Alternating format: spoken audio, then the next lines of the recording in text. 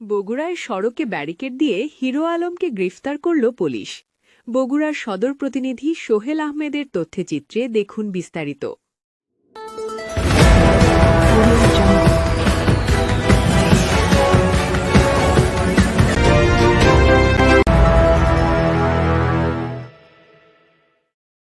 Beauty পার্লারের মালিক এক যুবতীকে নায়িকা বানানোর কথা ও বিয়ের প্রলোভন দেখিয়ে ধর্ষণ, মারধর এবং গর্ভপাত ঘটানোর অভিযোগে দায়েরকৃত মামলায় গ্রেফতারি আসামি আশরাফুল ইসলাম ওরফে হিরো আলমকে ৪০ হাজতি পরোয়ানা মূলে বগুড়া কারাগারে প্রেরণ করা হয়েছে।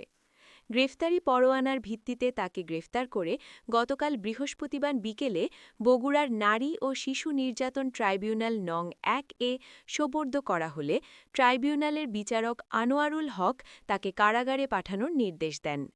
তবে এ প্রতিবেদন লেখা পর্যন্ত তার পক্ষে কোনো জামিন আবেদন করা হয়নি। উল্লেখ্য, সাদিয়া রহমান মিথিলা ২৭ নামের এক যুবতী বাদী হয়ে গত ৪ মে বগুড়ার নারী ও শিশু নির্যাতন ট্রাইব্যুনাল নং ১ আদালতে মামলাটি দায়ের করেন। ট্রাইব্যুনাল মামলার অভিযোগ তদন্তের জন্য পিবিআই বগুড়ার পুলিশ সুপারের প্রতি নির্দেশ প্রদান করেন।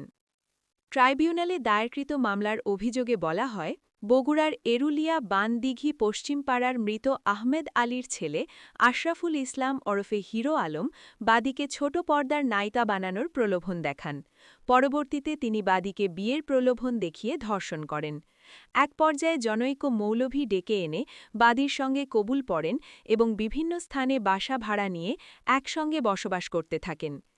অভিযোগে আরও বলা হয়, শর্ট ফিল্ম নির্মাণের কথা বলে আসামি বাদীর কাছ থেকে ১৫ লাখ টাকার ঋণ নেন।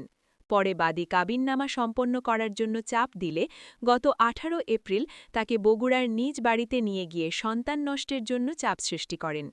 বাদী এতে রাজি না হলে গত ২১ এপ্রিল সকাল ১০টার দিকে নিজ বাড়িতে তাকে মারধর করলে রক্তক্ষরণ শুরু হয়। পরে সেদিনই তাকে বগুড়া শহরের একটি ক্লিনিকে ভর্তি করা হলে তার গর্ভের সন্তান নষ্ট হয়। পরবর্তীতে ২৪ এপ্রিল তাকে শহীদ জিয়াউর রহমান মেডিকেল কলেজ হাসপাতালে ভর্তি করা হয় এবং সেখানে ২৬ এপ্রিল পর্যন্ত চিকিৎসা গ্রহণ করেন বলে অভিযোগে উল্লেখ করা হয়েছে। চলন বিলের সময়ের প্রতিচ্ছবি।